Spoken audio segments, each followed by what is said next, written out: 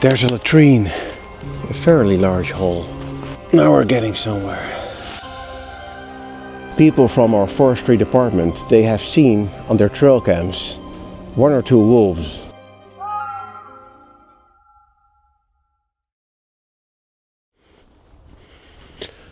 Well, it's a gloomy December morning.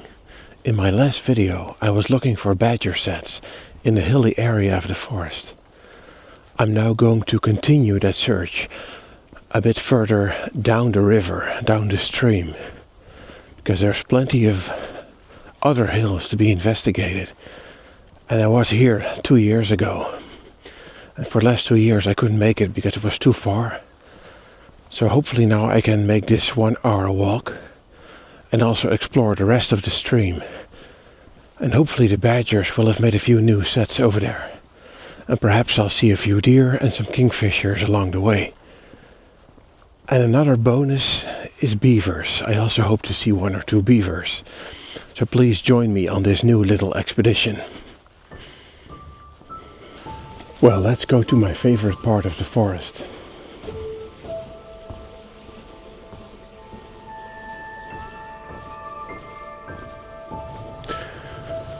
Let's go deeper into the forest.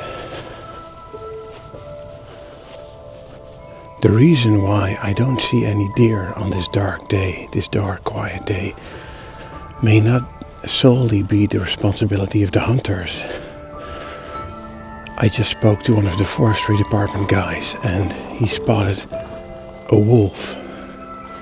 So there's evidence that wolves are invading this area as well, which is quite cool. But that may make the deer very scared, very timid. Maybe that's why I don't see them today. Now we're very close to the hilly area where we may be able to find some badgers. But this is one of my primary kingfisher spots. And I haven't been here for a while, so let's see if we can spot 1 or 2 kingfishers.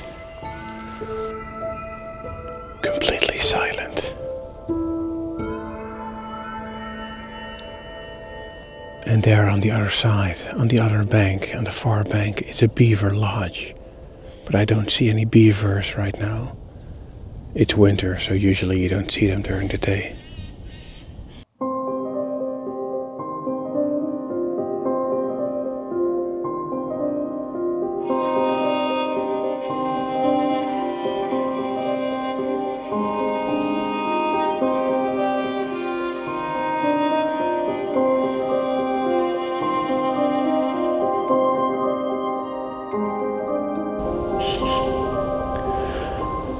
That's a kingfisher.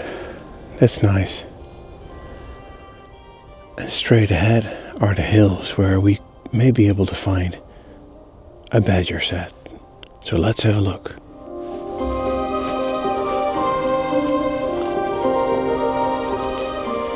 Look at all those deer tracks. Deer tracks everywhere.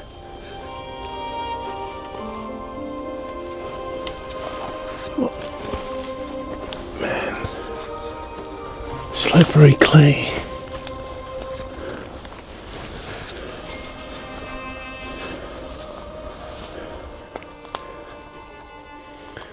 Now this is a very dark, mossy area of the forest. It has that Lord of the Rings vibe to it.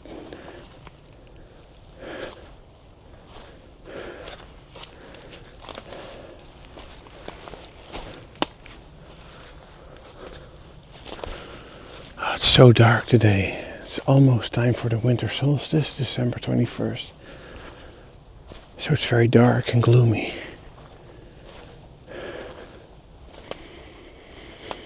Okay. Well, that's too bad. That's not what I hoped for. There's no activity here. But we still have 2 hills to go. Next hill. Oh, this is the most secluded, sheltered area of the forest. And you can see that animals love that. Look at all that digging.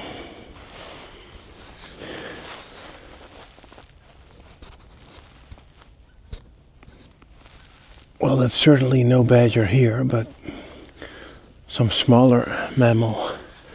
Maybe a rabbit, I'm not sure.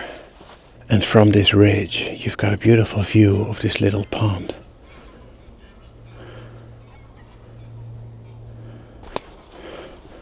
Let's check.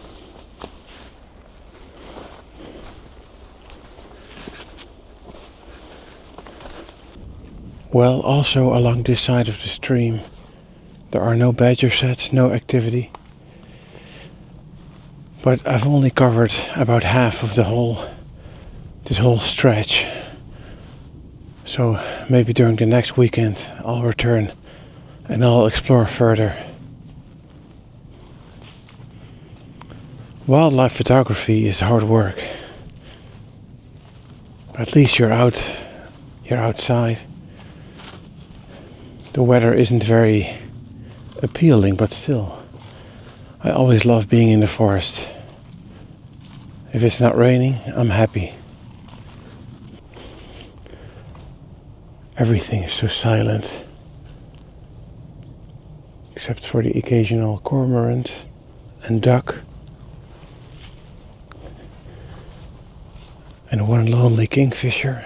It's silent. Wintertime. Nature is going to sleep.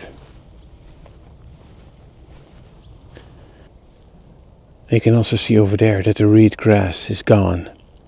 That's also a sign of beaver activity. But no beavers today. They're asleep, I guess.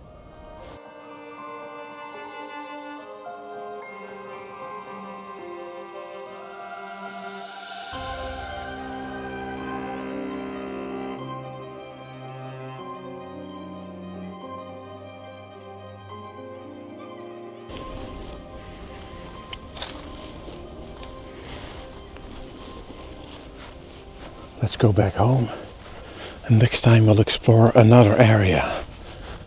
Sooner or later we'll find some interesting wildlife, some new badger sets, maybe a few deer. If you want to see something in the forest, you have to go often. The more often you go, the more you see.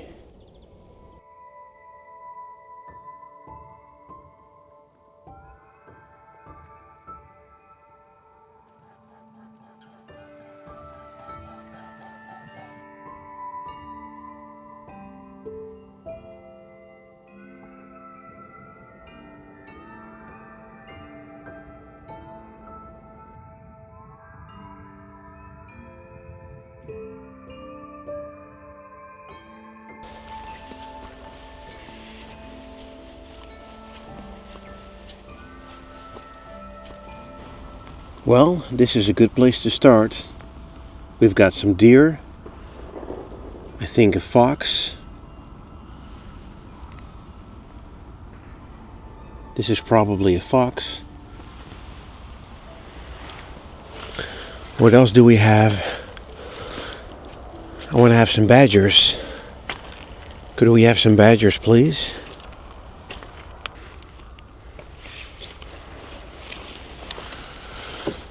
Well, we're very close to a shooting range, so that's why you're hearing all the gunfire. Don't worry, I'm pretty safe. We've got some more deer prints over here. Some very nice deer prints.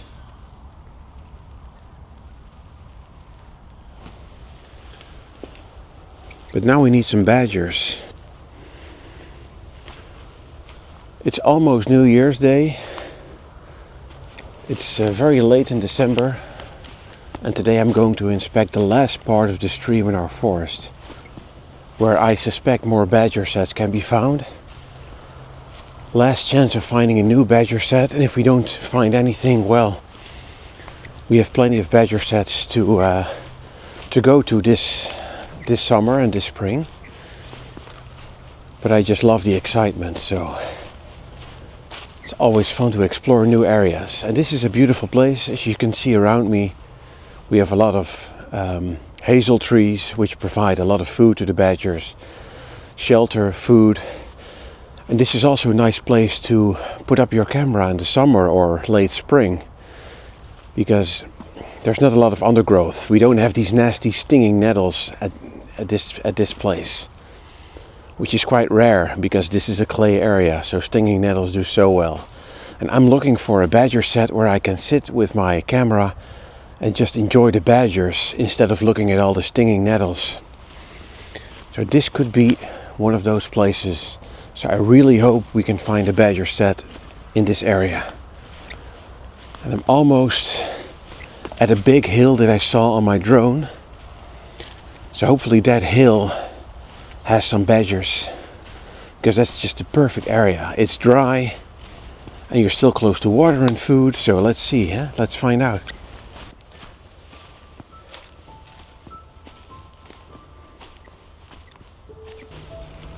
I just saw a deer. A roe deer came running in front of me. Of course, that always happens when I don't have my camera handy. But still, the experience is nice. So this is the last part that we have to investigate. This is a very wet, clayey area, but you can see that this is a nice hill. This is a few yards above groundwater level. And this could be it. A nice refuge for the badger. Amazing. Ow! It's very difficult to get here, as you can tell. This is Breakneck Alley. Damn. But I do see a lot of... There's a latrine. Or is it a mouse? Could be a latrine, which was later used by a mouse. Or maybe this is wishful thinking. But my badger radar is blinking again, so... Hey, what do we have here?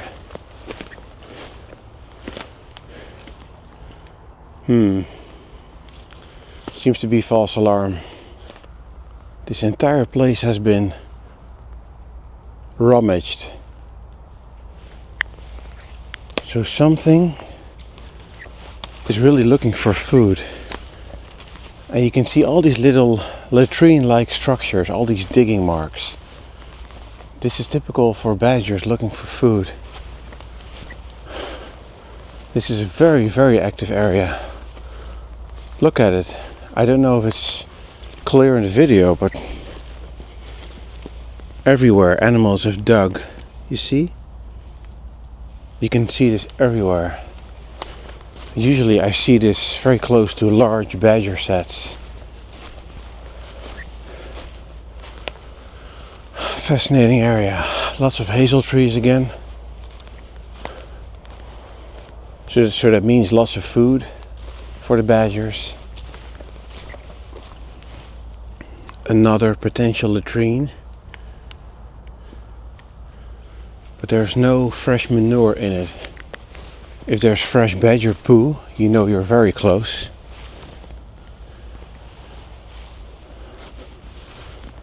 But all these latrines, if they are latrines, are empty. My badger radar is activated somehow. And there seems to be a pit.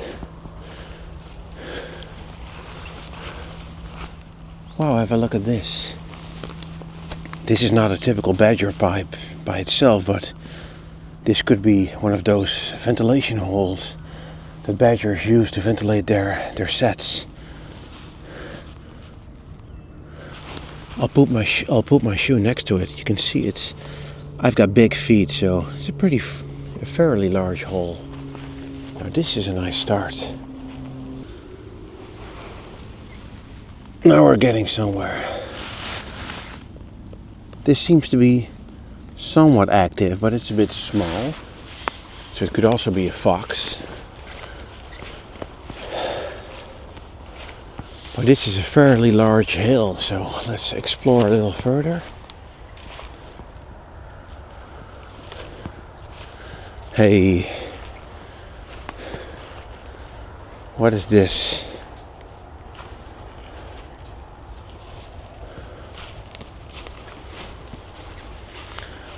Now this is something, this is a very big hole.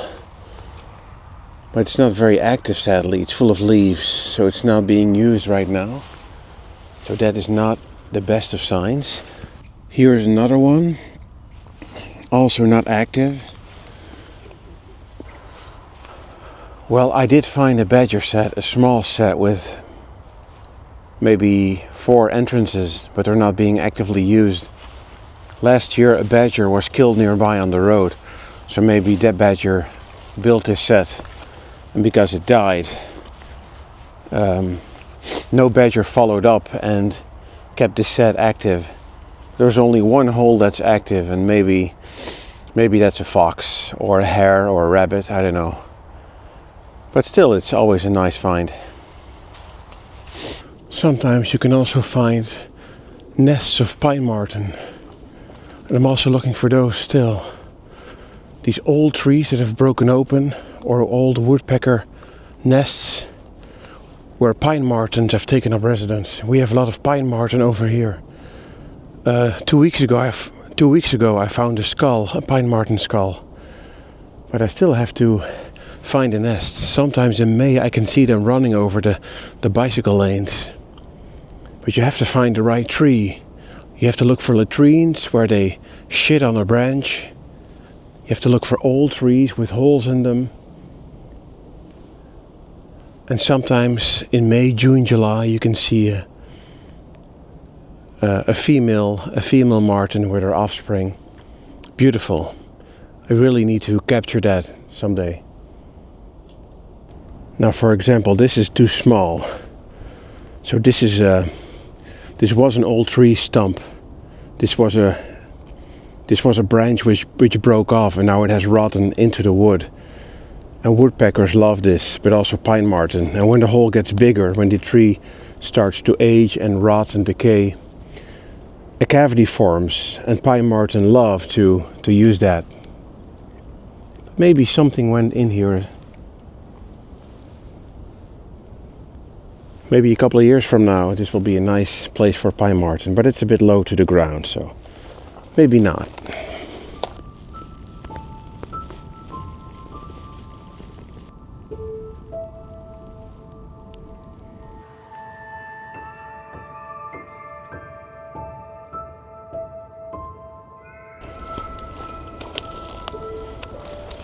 Well, if you look around me, you can see that the forest is quite bare. The tree density here is quite low. And this is a problem that many forests in the Netherlands have. You can see a lot of these saplings, a lot of these young trees, but they're not developing very well. And the reason is deer, roe deer and fallow deer, and maybe to some extent red deer as well.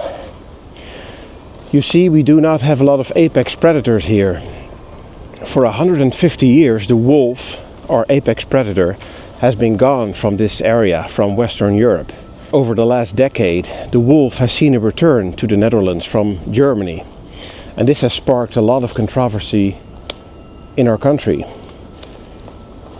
Our country really is split into 2 camps, with opponents and proponents of the wolf. But I think the wolf is a real opportunity for us. We now have a lot of hunters constantly keeping the deer population in check. Because deer, they feast on these little saplings and they prevent a renewal of the forest. And that's why you can see right through all these forests. I mean, these trees here, these big ones, were planted some 50 odd years ago.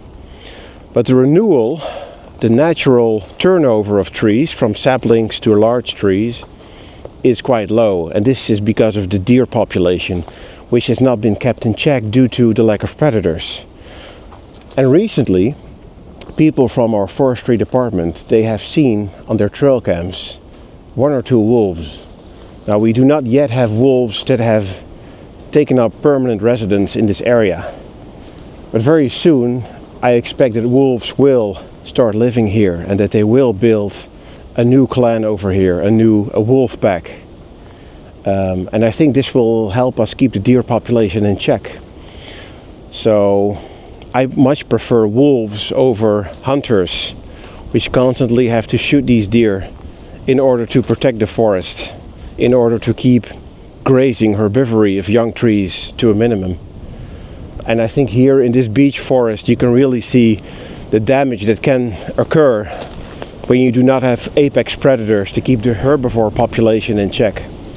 So over the next couple of years it will be quite exciting to see what's going on, to see if we will have a wolf pack that will take up residence here, and if these saplings, these little trees, will start developing more once the deer population is going down. Especially the roe deer population is very high here. I think we have over 4,000 roe deer in 4,500 hectares of land, so that's a pretty high density of deer. And then take into account the fallow deer. I think they have a population of 500 estimated over here. So a lot of grazing, a lot of herbivory, very poor turnover of the forest. And this is something that hopefully will be addressed by the wolf. And of course I also hope to spot a wolf so I can make some nice video and photos of these amazing apex predators, which we have not seen in the country since the 1850s, since the last wolves were shot. So we'll see what happens.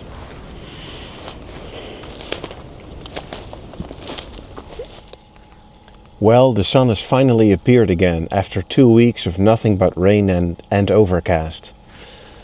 And it's now my Christmas holiday. The kids are still in school this morning. So I decided to take my car and drive around. I don't feel well, I've got a bad cold.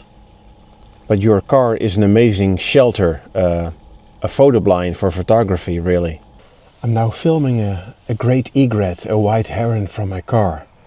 And these are not very rare birds, but they're so beautiful and I just can't get enough of these birds. And in winter there's not that much to photograph, and these herons, they never disappoint.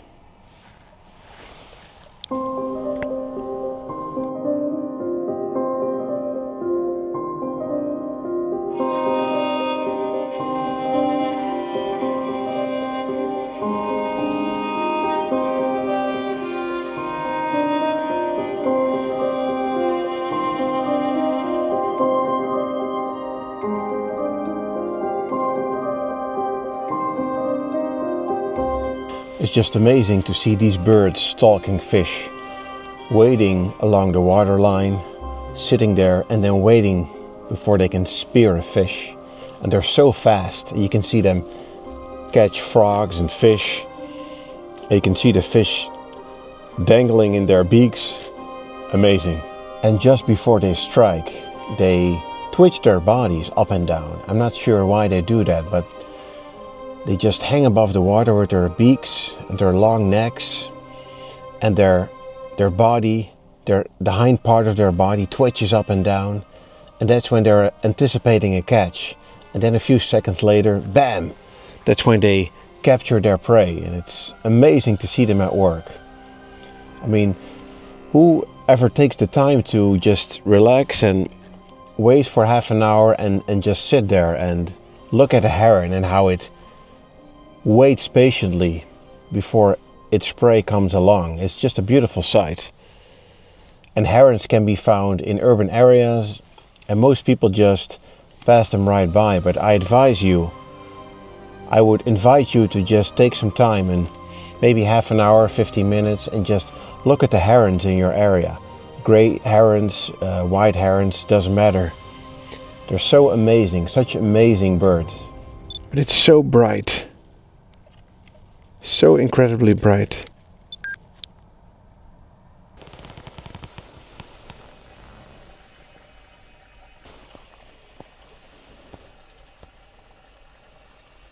Look at that beautiful gray heron just sitting there on that sluiceway, on that ledge. Sitting there in the sun, beautiful. In the background you can see some white herons, some coots, and I'm sure some kingfishers will be out there as well. A very quiet late December day.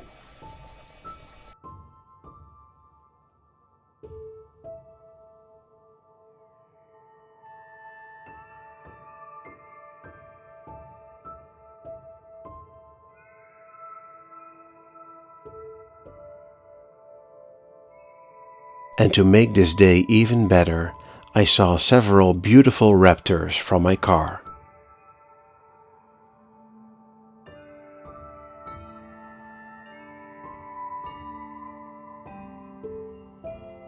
Your car really is an amazing photo blind.